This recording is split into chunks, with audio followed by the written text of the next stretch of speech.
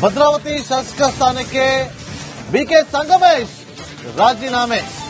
Republican K Sangamesh ರಾಜೀನಾಮೆ ಪತ್ರ ಲಭ್ಯ ಆಗಿದೆ. ಸಚಿವ ಸ್ಥಾನ ಕೈತಪ್ಪಿದ ಹಿನ್ನೆಲೆ ಸಂಗಮೇಶ್ ರಾಜೀನಾಮೆಯನ್ನ ಕೊಡೋದಕ್ಕೆ ಸಿದ್ಧರಾಗಿದ್ದಾರೆ. ಆ ರಾಜೀನಾಮೆ ಪತ್ರ ರಿಪಬ್ಲಿಕ್ ಕನ್ನಡಕ್ಕೆ ಲಭ್ಯವಾಗಿದೆ. ಕಾಂಗ್ರೆಸ್ಗೆ ಮತ್ತೊಂದು ರಾಜಕೀಯವಾದಂತಹ ಹಿನ್ನಡೆ ಆ ಮೂಲಕ ಭದ್ರಾವತಿ ಶಾಸಕ ಸ್ಥಾನಕ್ಕೆ ಬಿಕೆ ಸಂಗಮೇಶ್ ರಾಜೀನಾಮೆ ಕೊಡೋದಕ್ಕೆ ಸಿದ್ಧರಾಗಿದ್ದಾರೆ. ಆ ರಾಜೀನಾಮೆಯ ಪತ್ರ ರಿಪಬ್ಲಿಕ್ ಕನ್ನಡಕ್ಕೆ ಲಭ್ಯವಾಗಿದೆ. ನಿನ್ನೆ ಅಷ್ಟೇ ಕಾಂಗ್ರೆಸ್ನ ಒಬ್ಬ ಹಿರಿಯ ಶಾಸಕ ರಾಜೀನಾಮೆಯನ್ನ ಕಾರ್ಯದರ್ಶಿಗಳನ್ನ ಭೇಟಿ ಮಾಡಿ ಸಲ್ಲಿಕೆ ಮಾಡಿದ್ರು. ಇವತ್ತು ಮತ್ತೊಬ್ಬ ಶಾಸಕ ಭದ್ರಾವತಿ ವಿಧಾನಸಭಾ ಕ್ಷೇತ್ರದ ಶಾಸಕ ಸ್ಥಾನಕ್ಕೆ ಬಿಕೆ ಸಂಗಮೇಶ್ ರಾಜೀನಾಮೆ ಸಲ್ಲಿಸೋದಕ್ಕೆ ಮುಂದಾಗಿದ್ದಾರೆ. ರಾಜೀನಾಮೆ ಪತ್ರವನ್ನ ರಿಪಬ್ಲಿಕ್ ಕನ್ನಡದ ಸ್ಕ್ರೀನ್ ಮೇಲೆ ಗಮನಿಸ್ತಾ ಇದ್ದೀರಿ.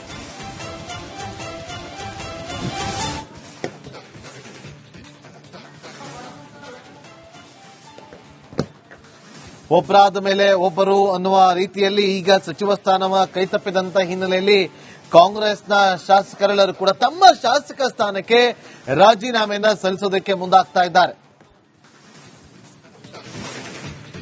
ರಾಜೀನಾಮೆಯನ್ನ ಸಲ್ಲಿಸೋದಕ್ಕೆ ಮುಂದಾಗ್ತಾ ಇರೋದು ಕೇವಲ ಶಾಸಕರಷ್ಟೇ ಅಲ್ಲ,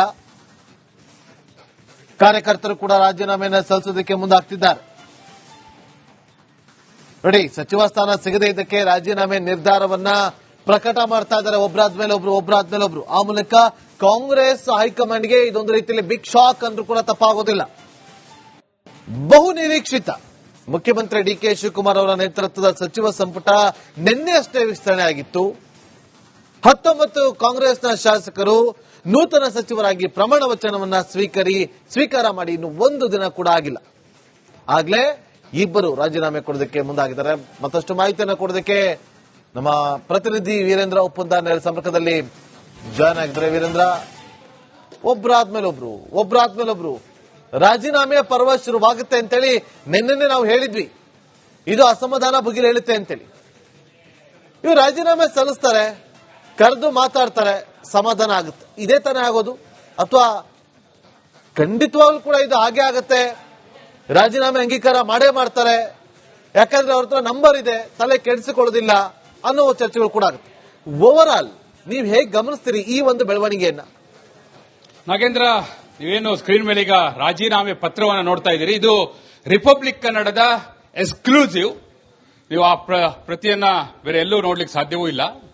ಆ ರಾಜೀನಾಮೆ ಪತ್ರದಲ್ಲಿ ಸ್ಪಷ್ಟವಾಗಿ ಹೇಳ್ತಾರೆ ಅವ್ರು ಏನಂತ. ನೀವು ಕೇಳಿದ್ರಲ್ಲ ಆ ಪ್ರಶ್ನೆಗೆ ಅದರಲ್ಲೇ ಉತ್ತರ ಇದೆ. ಏನಂದ್ರೆ ಅವರು ತಮ್ಮ ನೋವನ್ನ ತೋಡ್ಕೊಳ್ಳಿಕ್ಕೆ, ಅಂದ್ರೆ ಒಂದು ಅಸಮಾಧಾನ ಇರುತ್ತಲ್ಲ ನಾಗೇಂದ್ರ, ಅದನ್ನ ತೋರ್ಪಡಿಸಲಿಕ್ಕೆ ಒಂದು ದಾರಿ ಬೇಕಾಗಿರುತ್ತೆ.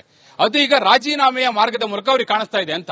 ನಿನ್ನೆ ಸಂಗಮೇಶ್ ಅವರು ರಿಪಬ್ಲಿಕ್ ಕನ್ನಡ ಜೊತೆ ಮಾತನಾಡ್ತಾ ಹೇಳ್ತಾ ಇದ್ರು ಏನಂತ, 40 ವರ್ಷದಿಂದ ನಾನು ಕಾಂಗ್ರೆಸ್ ಪಕ್ಷದಲ್ಲಿದ್ದೀನಿ, ಸತತ 40 ವರ್ಷದಿಂದ ಕಾಂಗ್ರೆಸ್ ಪಕ್ಷದಲ್ಲಿದ್ದೀನಿ. ಅದು ಕೂಡ 2013ರಲ್ಲಿ ನನಗೆ ಟಿಕೆಟ್ ಕೊಟ್ಟದೆ ವಂಚಿಸಿದ್ರು. ಸಿಎಂ ಇಬ್ರಾಹಿಂ ಅವರಿಗೆ ಟಿಕೆಟ್ ಕೊಟ್ಟರು. ಹಾಗೆ ಟಿಕೆಟ್ ಕೈ ತಪ್ಪಿಸಿದಾಗ್ಲೂ ಕೂಡ ನಾನು ಪಕ್ಷ ನಿಷ್ಠೆ ಮರ್ತಿಲ್ಲ, 40 ವರ್ಷದಿಂದ ಪಕ್ಷದಲ್ಲೇ ಇದ್ದೇನೆ.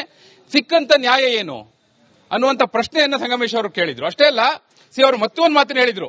ನನಗೆ 50 ಕೋಟಿ ರೂಪಾಯಿ ಆಫರ್ 2008ರಲ್ಲಿ ಬಂದಿತ್ತು ಮಂತ್ರಿ ಸ್ಥಾನದ ಜೊತೆಗೆ. ಹಾಗಿದ್ದಾಗ್ಯೂ ಕೂಡ ನಾನು ಪಕ್ಷ ಬಿಡಲಿಲ್ಲ. ಪಕ್ಷ ನಿಷ್ಠೆಗೆ ಸಿಕ್ಕಂತ ನ್ಯಾಯ ಏನು, ಪ್ರಾಮಾಣಿಕತೆಗೆ ಕೊಟ್ಟಂತ ಕೊಡುಗೆ ಏನು ಅಂತ ಕೇಳ್ತಾ ಇದ್ರು. ಬಹುಶಃ ಈಗ ಅದಕ್ಕೆ ಉತ್ತರ ಸಿಕ್ಕಿದೆ ರಾಜೀನಾಮೆ ಪತ್ರದ ಮೂಲಕ. ನೋಡಿ, ಆ ಪತ್ರದಲ್ಲಿ ಸ್ಪಷ್ಟವಾಗಿ ಬರೀತಾರೆ ನಾಗೇಂದ್ರ.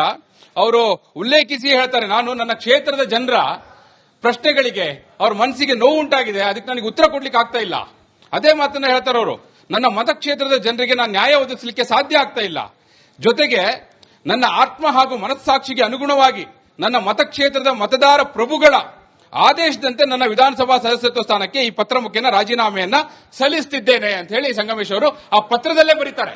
ನೀವು ನಿನ್ನೆ ನೋಡಿದ್ರಿ, ಭದ್ರಾವತಿಯಲ್ಲಿ ಅಲ್ಲಿಯ ಜನರು, ಅವರ ಬೆಂಬಲಿಗರು, ಕಾರ್ಯಕರ್ತರೆಲ್ಲ ಬೀದಿಗಿಳಿದು ಪ್ರತಿಭಟನೆ ಮಾಡಿದ್ದು, ರಾಜೀನಾಮೆ ಕೊಡಬೇಕು ಅಂತ ಅವರು ಒತ್ತಾಯ ಮಾಡಿದ್ದು, ಇದನ್ನೆಲ್ಲ ನೋಡಿದ್ರಿ. ಸಂಗಮೇಶ್ ಅವರು ಕೂಡ ಇದ್ರ ಬಗ್ಗೆ ಮಾತನಾಡಿದ್ರು.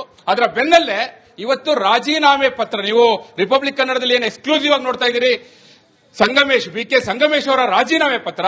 ಈ ಮೂಲಕ ಅವರು ತಮ್ಮ ಸ್ಟ್ಯಾಂಡ್ ಅನ್ನ ಕ್ಲಿಯರ್ ಮಾಡಿದ್ದಾರೆ ಹಾಗೂ ಕ್ಷೇತ್ರದ ಜನರಿಗೆ ನನ್ನ ಉತ್ತರದಾಯಿತ್ವ ಏನು ಅನ್ನೋದನ್ನ ಈ ಮೂಲಕ ತೋರಿಸ್ತಾ ಇದ್ದಾರೆ ಅನ್ನುವಂಥದ್ದು. Nagendra, okay, thank you Veerendra ನಿಮ್ಮೆಲ್ಲ ಮಾಹಿತಿಗಾಗಿ.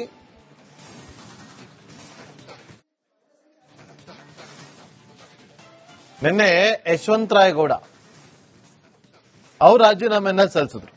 ಇವತ್ತು ಸಂಗಮೇಶ್ ಅವರು ರಾಜೀನಾಮೆ ಸಲ್ಲಿಸೋದಕ್ಕೆ ಸಿದ್ಧರಾಗಿದ್ದಾರೆ. ಆ ರಾಜೀನಾಮೆಯ ಪತ್ರ ರಿಪಬ್ಲಿಕ್ ಕನ್ನಡಕ್ಕೆ ಲಭ್ಯ ಆಗಿದೆ. ಒಬ್ರಾದ್ಮೇಲೊಬ್ರು ಇದನ್ನ ಹೇಗೆ ಶಮನ ಮಾಡ್ತಾರೆ ಡಿ ಕೆ ಶಿವಕುಮಾರ್ ಹಾಗೆ ಹೈಕಮಾಂಡ್ ಅನ್ನೋದು ಸದ್ಯಕ್ಕಿರುವಂತ ಪ್ರಶ್ನೆ. ಮುಖ್ಯಮಂತ್ರಿ ಆಗೋವರೆಗೂ ಒಂದು ಲೆಕ್ಕ, ಮುಖ್ಯಮಂತ್ರಿ ಆದ್ಮೇಲೆ ಇನ್ನೊಂದು ಲೆಕ್ಕ ಅಂತ ಹೇಳ್ತಾರಲ್ಲ ಇದೆ. ಆಗೋವರೆಗೂ ಮುಖ್ಯಮಂತ್ರಿ ಸ್ಥಾನಕ್ಕೋಸ್ಕರ ಫೈಟ್ ಮಾಡ್ತಾ ಇದ್ರು.